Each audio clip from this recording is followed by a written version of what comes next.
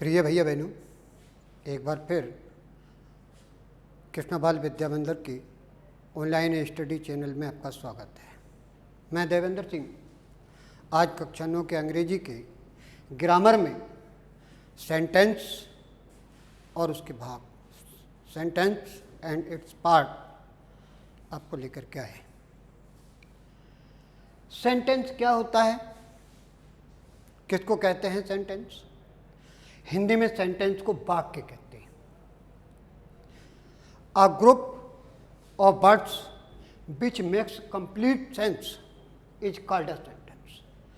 शब्दों का ऐसा ग्रुप, शब्दों का ऐसा समूह जो अपना पूर्ण भाव व्यक्त करता है, वाक्य कहलाता है। शब्दों के सार्थक समूह को, ऐसा समूह जिसका हमारे समझ में कुछ अर्थ आता है, वो सेंटेंस कहलाता है। और अब हम आते हैं पार्ट्स ऑफ सेंटेंस पर। पार्ट्स ऑफ सेंटेंस मतलब सेंटेंस के भाग, वाक्य के भाग।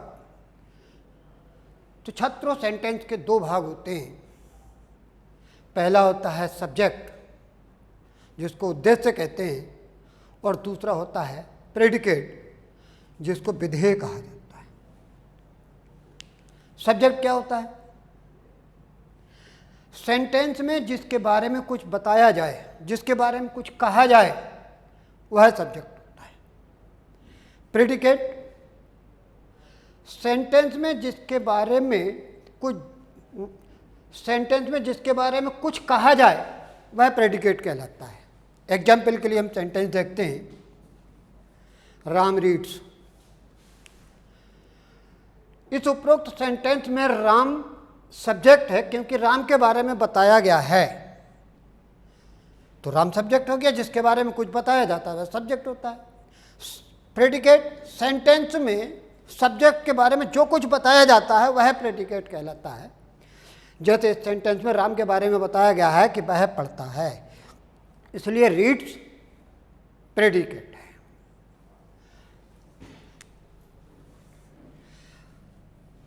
अब हम subject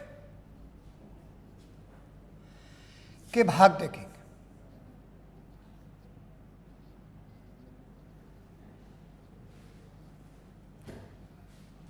parts of subject.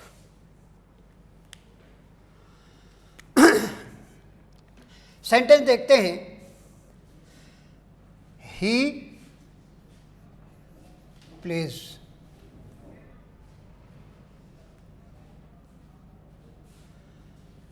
Ram reads।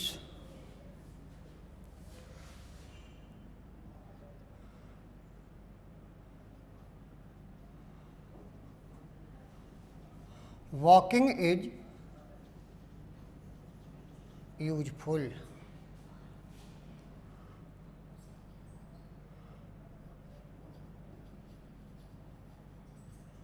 To work is pursuit।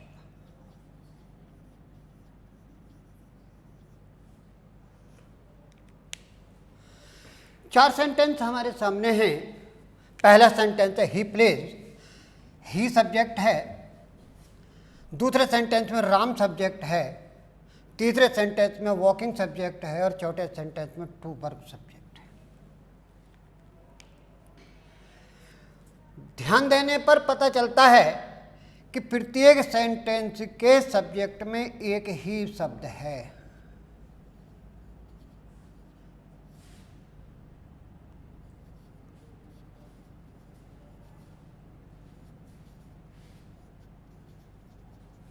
प्रत्येक सेंटेंस में एक शब्द का सब्जेक्ट है। ही सब्जेक्ट है, राम सब्जेक्ट है, वॉकिंग सब्जेक्ट है, टू वर्क सब्जेक्ट है। अगर एक शब्द का सब्जेक्ट होता है तो वह या तो नाउन होता है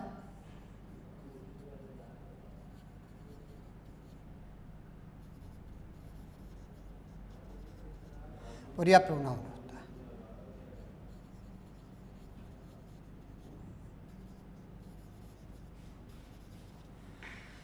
एक शब्द का सब्जेक्ट होने पर या तो वह नाउन होगा और यह वह प्रोनाउन होगा।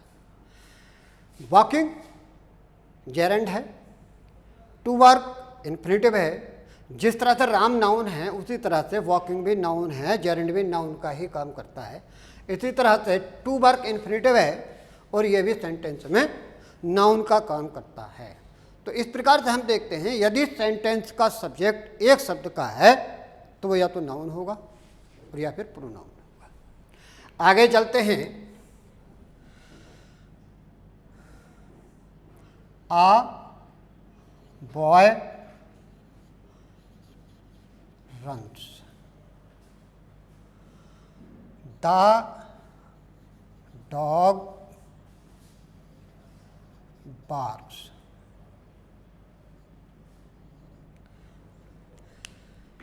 इन दोनों सेंटेंसों को देखने पर हमें यह पता चलता है कि इन दोनों ही सेंटेंसेस में पहले सेंटेंस में सब्जेक्ट अ बॉय है, दूसरे सेंटेंस में सब्जेक्ट द डॉग है, यानी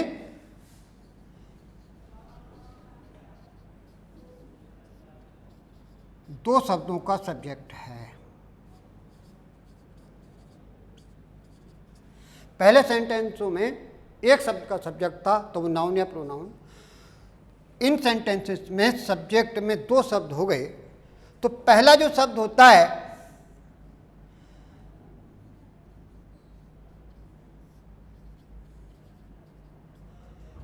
वो क्वालिफायर कहलाएगा और दूसरा शब्द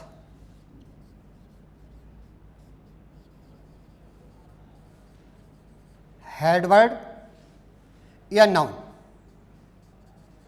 हेडवर्ड भी होता है वो नाउन भी होता है। तो स्पष्ट है कि अगर एक शब्द का सब्जेक्ट है वो नाउन या प्रोनाउन होगा। अगर दो शब्दों का सब्जेक्ट है तो पहला जो शब्द है वो क्वालिफायर कहलाएगा और दूसरा शब्द हेडवर्ड या नाउन होता है। इन सेंटेंसेस को देखेंगे। इनसे पहले सेंटेंस का सब्जेक्ट देखते हैं आ टॉल बॉय। दूसरे सेंटेंस का सब्जेक्ट है आ लिटिल बॉय। देखने पर पता चलता है कि इन सेंटेंसेस के सब्जेक्ट में तीन शब्द हैं। A tall boy, a little boy, तीन शब्द हैं। तो तीन शब्द होने पर यहाँ क्वालिफायर जो है उसके दो भाग हो गए। पहला भाग डिटरमिनर कहलाएगा और दूसरा भाग जो है वो एडजेक्टिव है और तीसरा जो शब्द है वो है हेडवर्ड।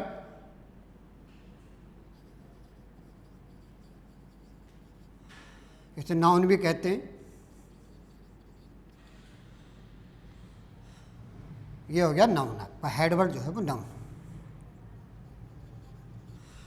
तो तीन शब्दों का सब्जेक्ट होने पर पहला शब्द डिटरमिनर जो कि क्वालिफायर का एक पार्ट है, दूसरा शब्द एडजेक्टिव ये भी क्वालिफायर का पार्ट है, बॉय ये हेडवर्ड है, ये नाउन होता है। तीन शब्दों का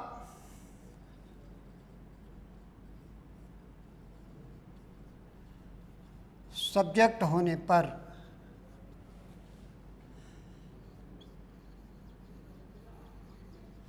क्वालिफायर दो भाग बन जाते हैं। क्वालिफायर दो भाग में बट जाता है। एक डिटरमिनर और दूसरा एडजेक्टिव। तीसरा शब्द नाउन होता है।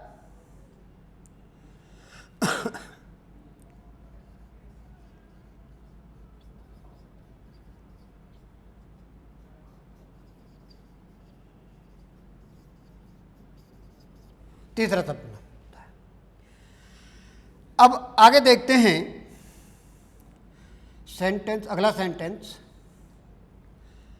आ little boy in the corner is weeping.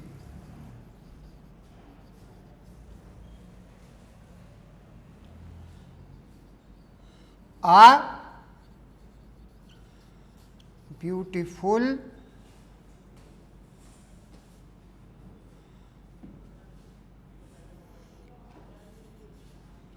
bird in the tree is singing।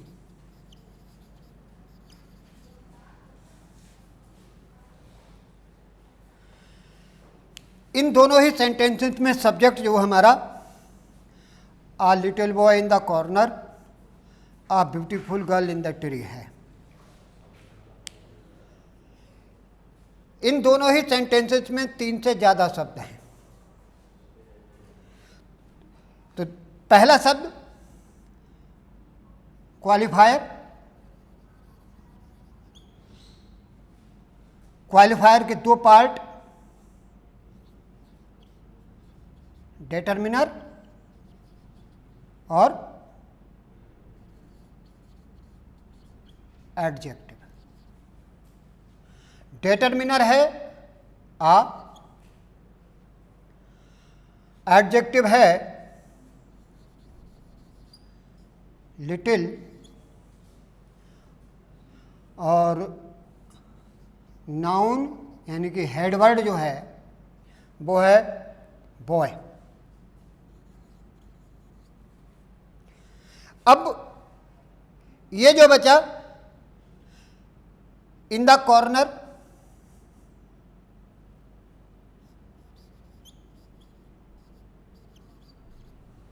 ये क्या है भाई? इन द कॉर्नर भी इस बॉय की विशेषता बताने वाला ही शब्द है। जिस तरह से बॉय की विशेषता लिटिल बता रहा है, कैसा बालक है? छोटा बालक। उसी तरह से इन द कॉर्नर यानी कोने वाला, तो कोने वाला होना भी इसकी विशेषता है। यदि एक शब्द मिलकर के किसी नाउन की विशेषता बतलाता है तब वो एडजेक्टिव होता है, और अगर कई सारे शब्द यानी शब्दों का समूह मिलकर के किसी नाउन की विशेषता बतलाता है तो वो कहलाता है adjective phrase.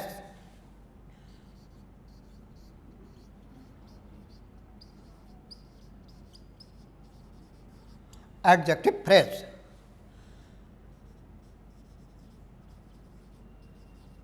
In the corner. तो सेंटेंस के सब्जेक्ट के पार्ट हमारे हो गए। अगर एक शब्द का सब्जेक्ट होता है तो वो नाउन या प्रोनाउन। अगर 2 शब्दों का सब्जेक्ट है तो उसमें पहला शब्द क्वालिफायर, दूसरा शब्द नाउन।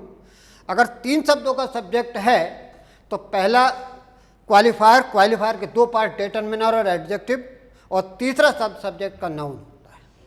इसी तरह से सेंटेंस के सब्जेक्ट पार्ट में यदि 3 से भी अधिक शब्द हैं, क्वालिफायर, डिटरमिनर और एडजेक्टिव, जैसे कि सेंटेंस नंबर 1 आ लिटिल क्वालिफायर है और इसमें आ जो है वो डिटरमिनर है, लिटिल एडजेक्टिव है, विशेषता बताने वाला शब्द एडजेक्टिव।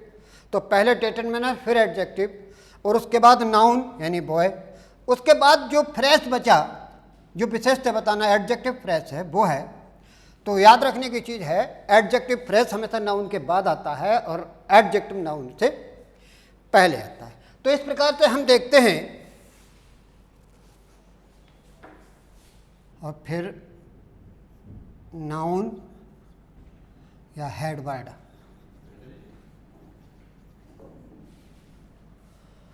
और इसके बाद में अगर है तो adjective fresh.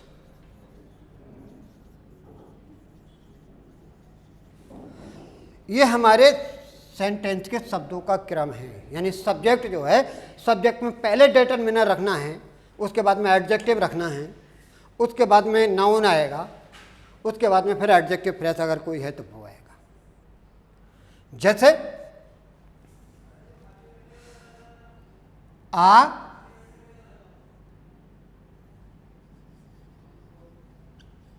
Gentle man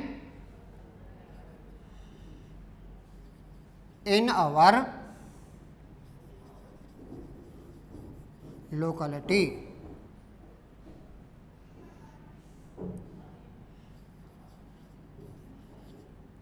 Helped pupil.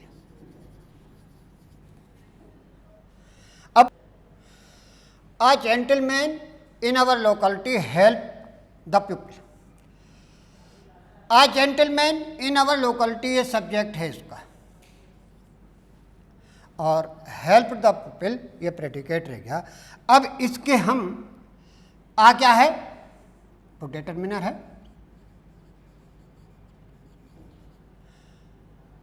Gentle क्या है, वो एडजेक्टिव है, मैन क्या है, वो नाउन है, और इन अवर लोकलिटी ये एडजेक्टिव फ्रेश हो गया। ये सेंटेंस के सब्जेक्ट के पार्ट होते हैं। हमने पार्ट्स ऑफ सब्जेक्ट देखे और अब पार्ट्स ऑफ प्रेडिकेट पर आते हैं। सेंटेंस देखते हैं, ही प्लीज।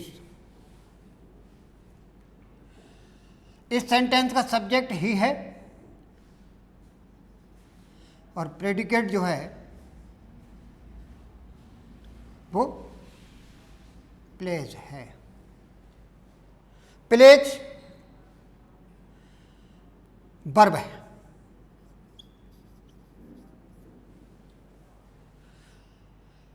केवल एक शब्द का भी प्रेडिकेट है तो वो शब्द वर्ब होगा। वर्ब जो है प्रेडिकेट का सब प्रमुख भाग है। Sentence number 2, he pledge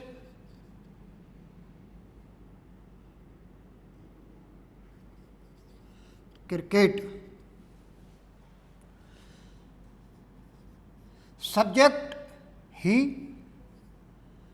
predicate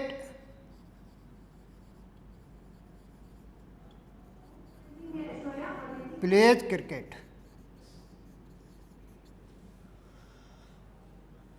plays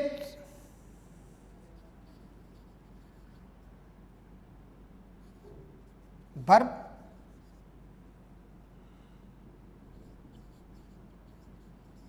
cricket object. तीसरा सेंटेंस, सेंटेंस में दो ऑब्जेक्ट भी होते हैं, डबल ऑब्जेक्ट वाले सेंटेंस भी आते हैं। जैसे Hari gave me a book. Object पे ध्यान देते हैं। ऑब्जेक्ट क्या होता है, कर्ता द्वारा की गई क्रिया से, यानी कर्ता जो एक्शन करता है, कर्ता जो क्रिया लेता है, क्रिया करता है, उस क्रिया से प्रभावित होने वाली चीज जो वस्तु होती है, जो व्यक्ति होता है, वो ऑब्जेक्ट होता है। Hari gave me a book, predicate gave me a book. Gave verb, me object, a book ये क्या है, ये भी ऑब्जेक्ट है।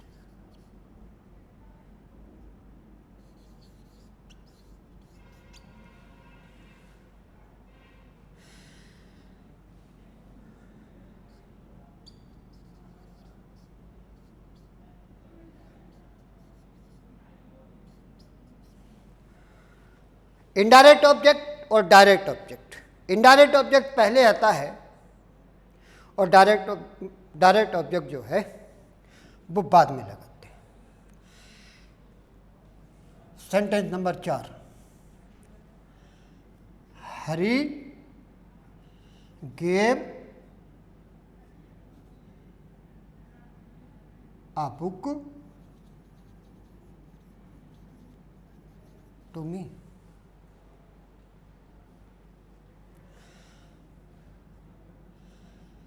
सब्जेक्ट हरी है,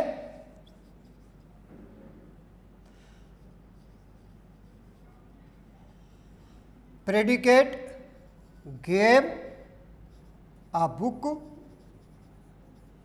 to me। गेव वर्ब है, आ बुक ये ऑब्जेक्ट है। कैसा ऑब्जेक्ट है? डायरेक्ट ऑब्जेक्ट है। टू मी यह भी ऑब्जेक्ट है, लेकिन ये इनडायरेक्ट ऑब्जेक्ट है।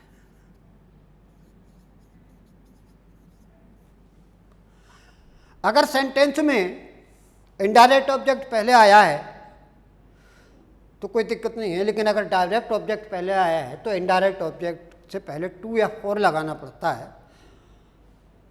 डायरेक्ट ऑब्जेक्ट और इनडायरेक्ट ऑब्जेक्ट में इसमें अंतर समझ लें। डायरेक्ट ऑब्जेक्ट कर्ता के संपर्क में आने वाली पहले कौन सी चीज है, पहले कर्ता का संपर्क जो है किस चीज से हुआ, वो डायरेक्ट ऑब्जेक्ट होता है। वैसे सामान्य रूप से मैं बता दूं कि जो जानदार जो सजीव प्राणियां होती हैं वो इनडायरेक्ट ऑब्जेक्ट होते हैं, और जो निर्जीव वस्तुएं होती हैं वो डायरेक्ट ऑब्जेक्ट में आती हैं। लेकिन ये हर जगह लागू नहीं होता। सेंटेंस को हम देखें, 5वां सेंटेंस है, रवि गेव यू अ हैन। रवि ने तुम्हें एक मुर्गी दी। मैंने बताया था जो निर्जीव वस्तुएं होती हैं वो डायरेक्ट ऑब्जेक्ट होती हैं, और जो सजीव वस्तुएं होती हैं वो इनडायरेक्ट ऑब्जेक्ट होती हैं। लेकिन इन सेंटेंस में दोनों ही ऑब्जेक्ट, यू भी और अ हैन भी, दोनों ही सजीव हैं। भाई ये भी तो सजीव है यू, और हैन भी सजीव है। यू सजीव है और हैन भी सजीव है। ऐसे में हम कैसे पता करेंगे कि कौन सा ऑब्जेक्ट डायरेक्ट है, कौन सा इनडायरेक्ट? तो इसको पहचान करने की तरकीब यही है कि कर्ता का संपर्क जिससे पहले होगा वो ऑब्जेक्ट जो है हमारा डायरेक्ट होता है, और जिससे बाद में होगा। रवि ने तुम्हें एक मुर्गी दी, तो पहले रवि मुर्गी को पकड़ेगा तब तुम्हें देगा, यानी कि पहले संपर्क जो है रवि का वो मुर्गी से होगा, उसके बाद तुमसे होगा। तो मुर्गी डायरेक्ट ऑब्जेक्ट और यू जो है वो इनडायरेक्ट ऑब्जेक्ट। इनडायरेक्ट ऑब्जेक्ट पहले आता है, डायरेक्ट ऑब्जेक्ट बाद में आता है। अगर इनडायरेक्ट ऑब्जेक्ट बाद में लेना है तो उससे पहले टू या फोर लगाना पड़ता है। जैसे टू इसमें आया है, दूसरा मैं आपको बताता हूं, my brother brought mangoes for me. तो टू या फोर जो है वो इनडायरेक्ट ऑब्जेक्ट से पहले लगाना पड़ता है। कभी कभी सेंटेंस के अंदर ऑब्जेक्ट ना होकर के कंप्लीमेंट आता है। जैसे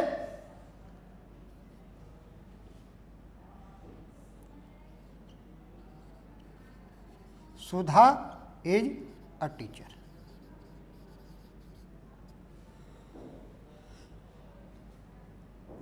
इज वर्ब है,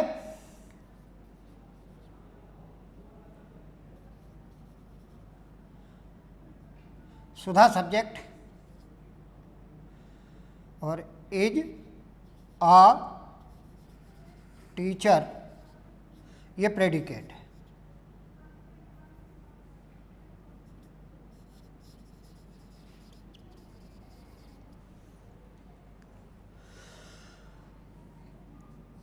इज वर्ब, और अ टीचर ये कंप्लीमेंट है। लिंकिंग वर्ब के साथ में ऑब्जेक्ट नहीं होता है, कंप्लीमेंट होता है, और यहाँ पे इज जो है वो लिंकिंग वर्ब है, तो अ टीचर यहाँ पे कंप्लीमेंट हो गया। कभी कभी सेंटेंसेस में ऑब्जेक्ट और कंप्लीमेंट दोनों आते हैं, जैसे the teacher made him monitor.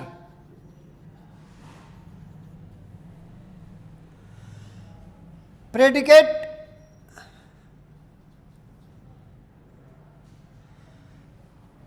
Made him monitor. Made तो वर्ब है,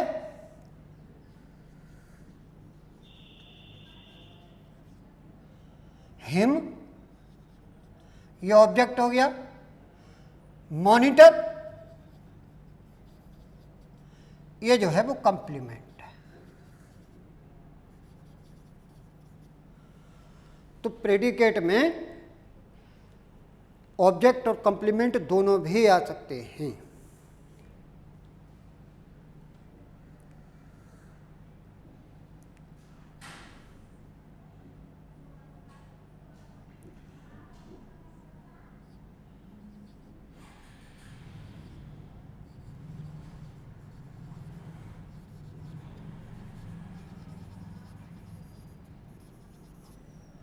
आई फाउंड हिम रीडिंग, मैंने उसे पढ़ता हुआ पाया। रीडिंग ये जेरेंड,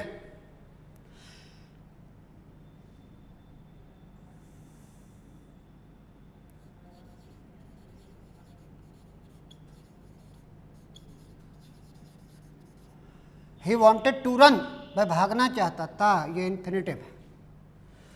तो इस प्रकार से सेंटेंस के जो प्रेडिकेट पार्ट हैं उसके पार्ट हो गए, सेंटेंस के प्रेडिकेट के पार्ट वर्ब, और वर्ब दो प्रकार की होती है, हेल्पिंग वर्ब और मेन वर्ब। ऑब्जेक्ट, ऑब्जेक्ट भी इनडायरेक्ट ऑब्जेक्ट और डायरेक्ट ऑब्जेक्ट, या कंप्लीमेंट कभी कभी होता है।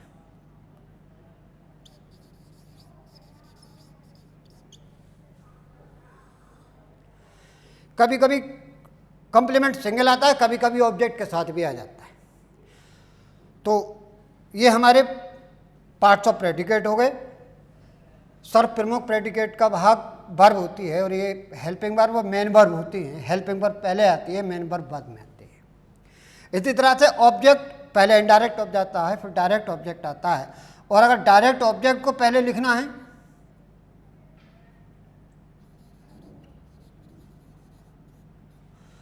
तो 2 प्लस या 4 प्लस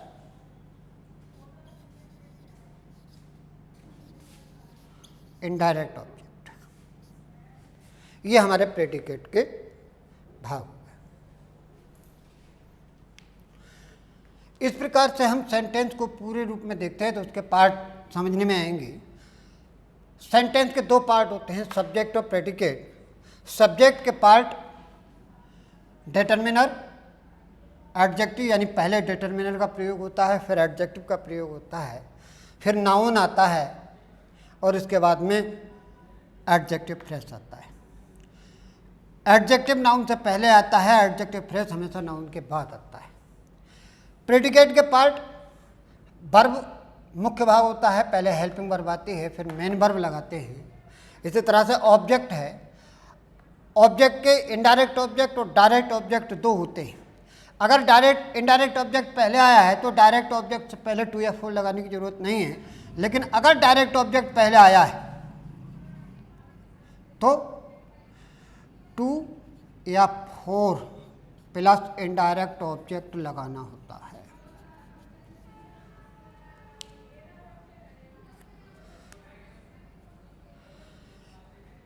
अगर ऑब्जेक्ट नहीं है तो कंप्लीमेंट होता है सेंटेंस में, और कभी कभी सेंटेंस में ऑब्जेक्ट और कंप्लीमेंट दोनों ही होते हैं। तो इस प्रकार के सेंटेंस के भाग हो गए determiner, adjective, noun, adjective phrase, helping verb, main verb, indirect object, direct object या डायरेक्ट ऑब्जेक्ट प्लस 2 या 4 इनडायरेक्ट ऑब्जेक्ट, अदरवाइज कंप्लीमेंट।